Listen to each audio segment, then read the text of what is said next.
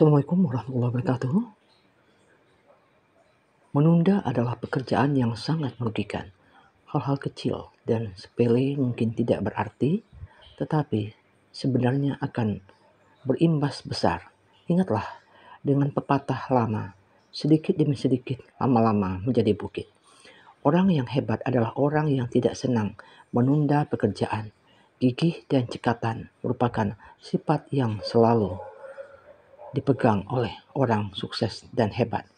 Oleh karena itu, jangan senang menunda pekerjaan atau perbuatan yang ingin dilakukan. Beberapa cara berikut dapat mengubah kehidupan kita menjadi lebih baik. Pertama, jangan menunda pekerjaan. Mungkin kita sering menganggap remeh satu pekerjaan atau perbuatan sehingga kita dengan mudah menunda melakukannya. Namun tanpa disadari, menunda telah mengalir menjadi sebuah kebiasaan. Kebiasaan inilah yang sangat merugikan. Logikanya, jika kita dapat menyelesaikan suatu pekerjaan dengan cepat, maka waktu yang kita gunakan juga makin banyak dan pikiran kita tidak terbebani oleh pekerjaan yang makin lama dibiarkan makin menumpuk. Para pendengar, selain faktor menyepelekan, ada pula faktor terlalu perfeksionis. Orang yang perfeksionis biasanya rela menghabiskan waktunya untuk memikirkan sebuah ide yang sempurna, namun dia tidak pernah menyelesaikan apa yang dikerjakan. Karena setiap kali melakukan pekerjaan itu, pikiran dan fokusnya justru mengganggu dirinya sendiri. Para pendengar, kehidupan ibarat seni. Jadi berusahalah semaksimal mungkin menciptakan gradasi warna kehidupan yang indah. Berpikirlah untuk membuat sebuah karya tulis yang sempurna. Misalnya saya berhasil menemukan satu ide yang dirasa sempurna. Jadi tuangkanlah ide tersebut ke dalam tulisan. Namun saat kita sedang menulis itu, kita kembali menemukan ide lain yang kita anggap lebih sempurna dari ide sebelumnya. Alhasil, kita beralih pada ide baru yang masih segar dan dianggap sempurna.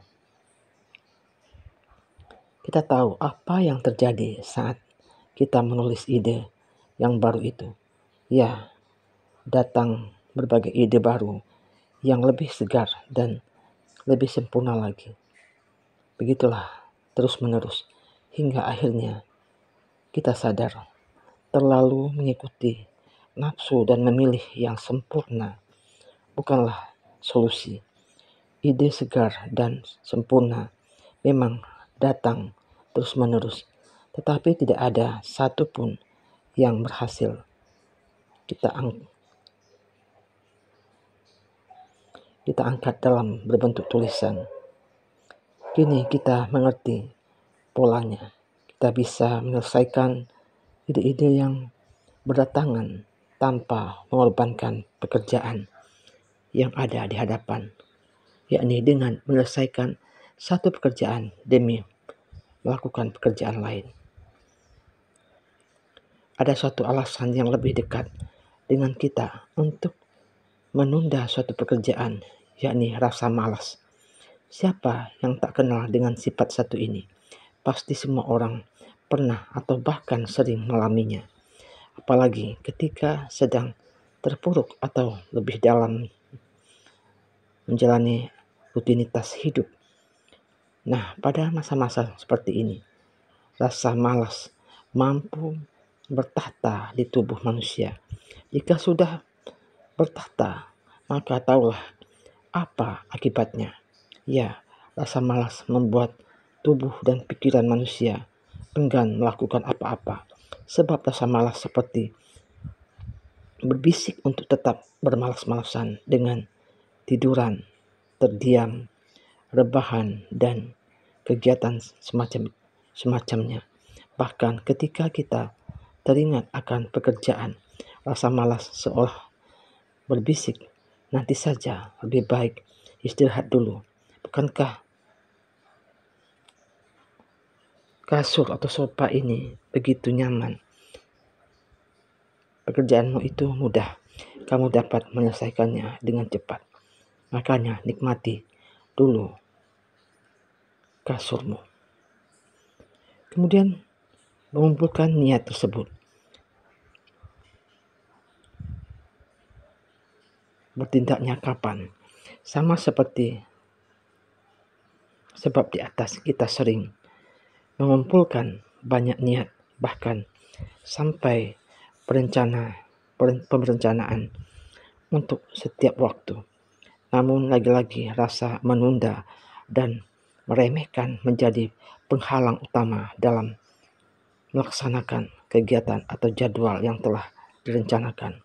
Alhasil, tidak ada satu niat yang jadwal berhasil dikerjakan.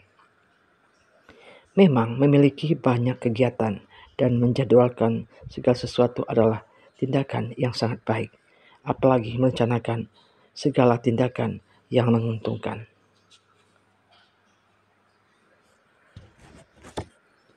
Baik bagi diri sendiri maupun bagi orang lain.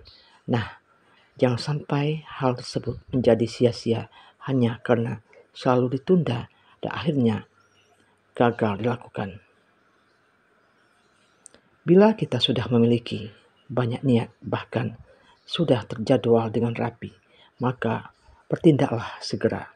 Selesaikan jadwal yang telah disusun sedemikian rupa, sehingga segala sesuatu mampu terlaksana dengan baik, walaupun masih kurang maksimal. Jika kita sudah berhasil, maka kita dapat menciptakan niat yang lain dan kembali menyusun jadwal. Teruslah begitu, maka kita tidak akan melewatkan berbagai kesempatan yang dapat menguntungkan diri sendiri maupun orang lain. Oleh karena itu, tetaplah konsen pada niat dan jadwal yang telah disusun. Kemudian, berbuat baiklah semampu kita. Sejatinya, manusia adalah makhluk sosial yang memiliki sifat-sifat baik dan segala perbuatan baik. Namun, kadang sifat-sifat baik dapat dan perbuatan baiknya dikalahkan oleh keegoan, hawa nafsu, keserakahan, dan keburukan yang bersemayam dalam diri kita. Suatu kisah, ada seorang kakek mengemis yang duduk di pelataran toko. Dia terlihat sedang menahan perutnya yang lapar. Sementara itu tidak jauh dari si kakek ada seorang pemuda yang merasa iba. Ketika si pemuda membuka dompet, ternyata uang yang dimilikinya hanya cukup untuk membeli satu bungkus nasi ramas.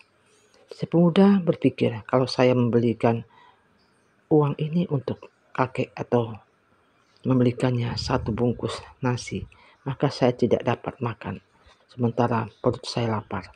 Ketika si pemuda sedang berpikir demikian, banyak bisikan gaib dari otak, nafsu, dan sifat-sifat buruknya yang lain. Si pemuda jadi makin bingung untuk menolong kakek tersebut. Namun karena kebaikan si pemuda lebih besar daripada keburukannya, dia tetap pergi membeli makanan, tapi bukan nasi ramas, melainkan 2 bungkus roti. 1 bungkus roti dimakan olehnya dan 1 bungkus lagi diberikan kepada kakek yang lapar. Jadi dengan begitu, si pemuda masih bisa makan dan menolong kakek yang kelaparan. Sungguh ini dahsyat kekuatan untuk berbagi melekat di hati pemuda itu. Para pendengar yang berbahagia, demikianlah pagi ilmu pada hari ini. Semoga dapat kita mengambil hikmah dan manfaatnya dan mempraktikkan dalam kehidupan kita sehari-hari. Billahi taufiq wal hidayah. Assalamualaikum warahmatullahi wabarakatuh.